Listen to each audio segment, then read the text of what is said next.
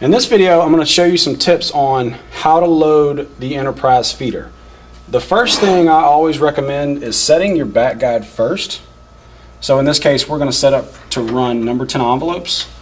Using the centered offset ruler, I'm just going to set this back guide to 9.5 and get this guide tightened into place. Now once I have that back guide set, I'm going to start to load my media on the little triangular wedge that just sits on the belts.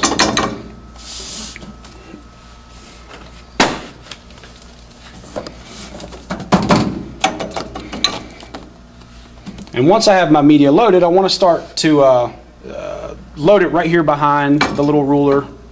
At this point, I'm going to bring in my second guide, the one on the operator side closest to me, and I'm going to bring it in just slightly. I'm not really going to dial it in too tight as of yet. I probably have a good 1/4 of an inch there between the guide and the envelopes. And once I have it set, I'm going to advance my media.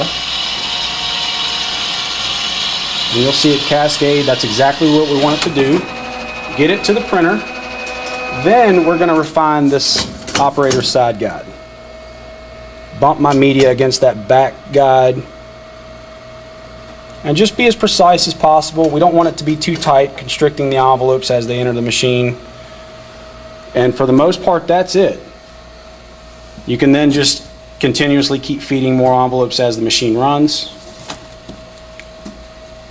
But that's the best way to get good results with loading the Enterprise feeder with number 10 envelopes. For more info, news, and support, be sure to visit Xante.com. Check the events calendar to get hands-on experience with Xante printers and award-winning IQ workflow software.